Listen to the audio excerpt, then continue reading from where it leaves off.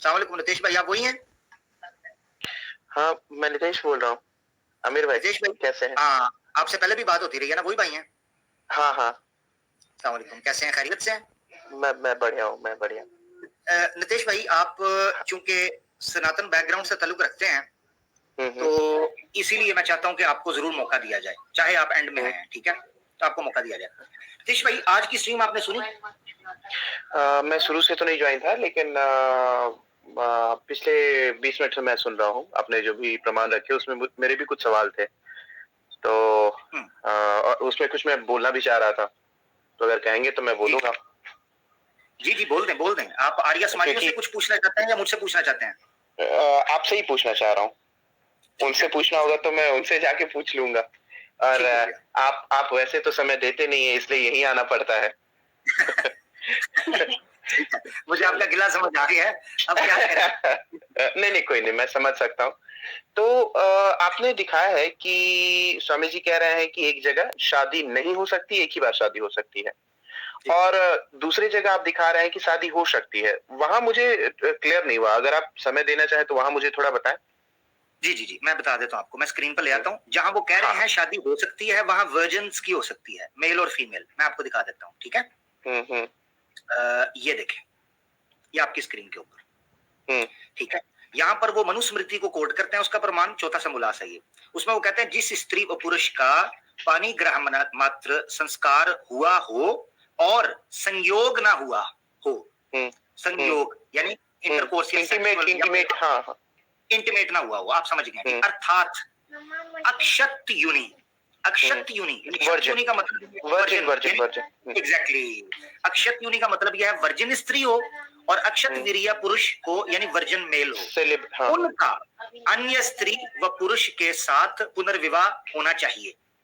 ना होना चाहिए। यहाँ ना है? पुनर्विवाह के बाद आप ना नहीं पढ़ रहे हैं। नहीं किधर है? न पुनर्विवाह की बात पढ़िए ना। एक शब्द क्या लिखा हुआ है? नहीं नहीं पुनर्विवाह होना चाहिए। नहीं, ना होना चाहिए ना। आप पढ़े तो एक बार देखिए ना स्क्रीन पे ही।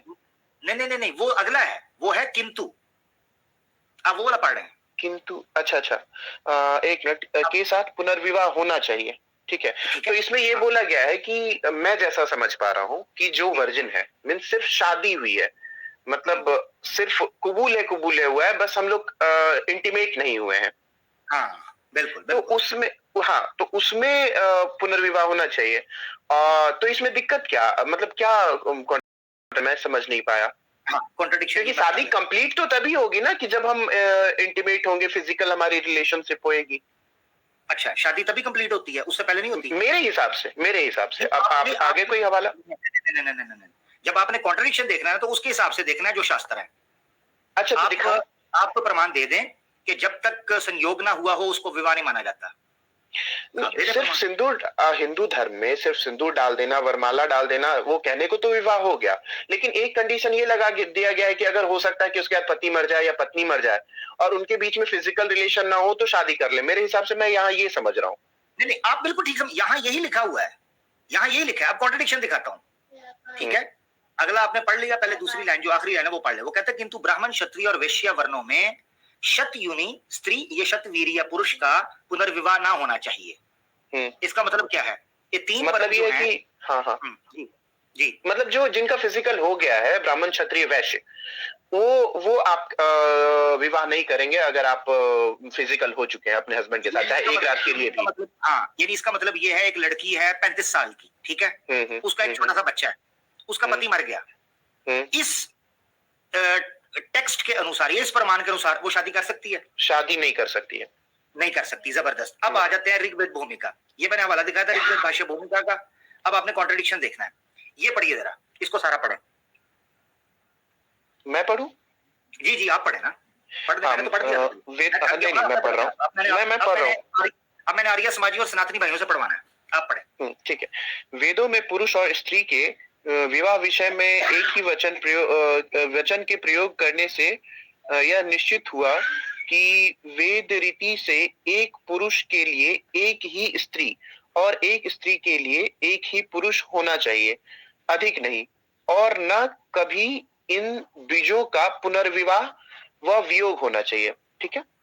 ठीक है, ज़बरदस्त हो गया। हुँ, अब यहां पर जो आखिरी लाइन है वो कैटेगोरिकल इस चीज को बता रही है कि इन द्विजों में कौन द्विज हैं, जिनको आगे बयान कर दिया दूसरे प्रमाण में, ब्रिज का तो पता है, हाँ ब्रिज का पता है, ब्राह्मण क्षत्रिय। यहाँ पर कैटेगोरिकल लिखा हुआ है कि उनका पुनर्विवाह या वियोग नहीं होना चाहिए, और ये वेद रीति से पता चलता है। वहां मनु का प्रमाण है, यहाँ वेद का प्रमाण पेश किया, यानी वेद रीति या वेद के अनुसार बात की है। ये है कॉन्ट्रडिक्शन कि यहाँ पर कैटेगोरिकल पुनर्विवाह को निषिद्ध किया गया है, और वहां कहा जा रहा है कि जो वर्जिन है उनका पुनर्विवाह हो सकता है। लेकिन ये ऋग्वेद से आप दिखा रहे हैं, ऋग्वेद आदि भाष्य भूमिका से, ये तो वेद से आप नहीं दिखा रहे ना। ओहो, मैं कह रहा हूं वेद के अनुसार, मैं वेद नहीं, ऋग्वेद भाष्य भूमिका जो स्वामी दयानंद सरस्वती के ही द्वारा लिखी है। हाँ जी, हाँ, उसमें ये लिखा हुआ है, ये कॉन्ट्रडिक्शन है, सिर्फ ये मैंने बताया था। इसमें आपको कोई आपत्ति है तो वो बताइए।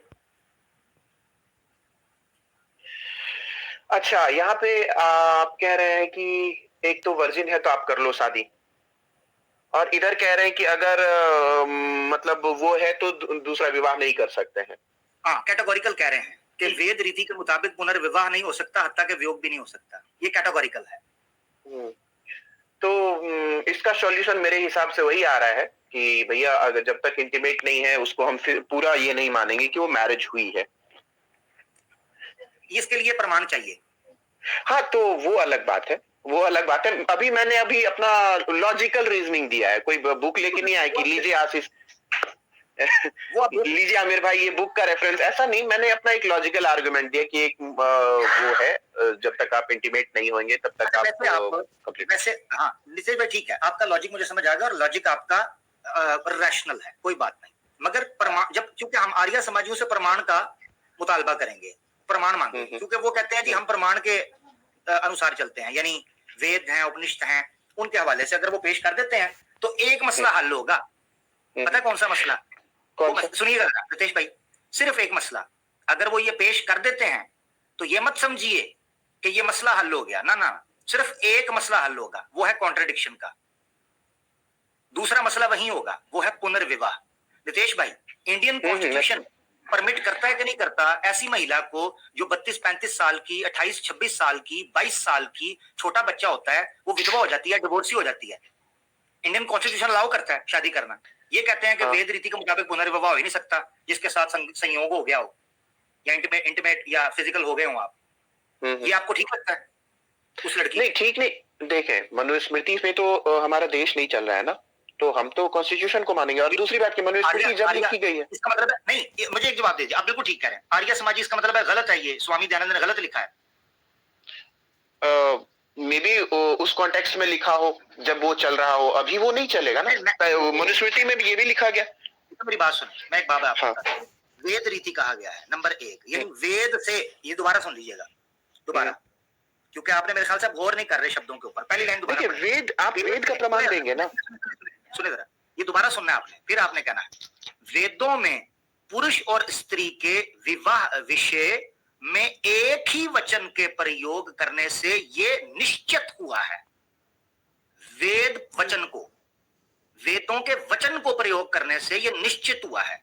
तो यानी ये इनफर स्वामी दयानंद सरस्वती की इंडिविजुअल कोई ओपिनियन नहीं है, वेद वचन की ओपिनियन है। अब आपके पास दो ऑप्शन है, आप ये कहें कि स्वामी दयानंद सरस्वती ने वेदों से गलत समझा है। मैं इस वक्त ये बात नहीं कर रहा इंडियन कॉन्स्टिट्यूशन के द्वारा आज हो रहा है कि नहीं हो रहा। मेरा सवाल है आर्य समाजियों से जो स्वामी दयानंद सरस्वती को सर पर उठाकर जिंगला लाहुर करते फिरते हैं, उन आर्य समाजियों से जो 5-5 रुपए की खातिर इस्लाम के खिलाफ बकबक करते फिरते हैं। नितेश भाई, आप तो एक बड़े अच्छे नेशनलिस्ट, इंडियन कॉन्स्टिट्यूशन की सम्मान करने वाले आदमी हैं, आपसे तो गिला शिकवा नहीं है। गिला शिकवा तो आर्य समाजियों से है कि इस किताब का क्या करना है। समझ आई नितेश भाई? हाँ बिल्कुल, और मैं वो जगह भी देखना चाहूंगा जो भी मुझे दिखाए कि वेद में ये क्या कैसे लिखा गया है, क्योंकि यहाँ पे लिखा गया है तो हम स्वामी का ही मान लेंगे कि हाँ वो कह रहे हैं, तो चलिए एक रेस्पेक्टेड है तो हम मान लेते हैं कि वेद के अनुसार ऐसा लिखा गया होगा। वो मैं बता देता हूँ, वो स्वामी साहब ने कहां से इन्फर किया है, ये जो प्रमाण वो है वो मैं आपको बता दूं कैसे। वो है सिंगुलर के टेंस के साथ, यानी संस्कृत में वहां पर पुरुष के लिए और महिला के लिए, यानी वधु और वर के लिए सिंगुलर का टेंस इस्तेमाल हुआ है संस्कृत में।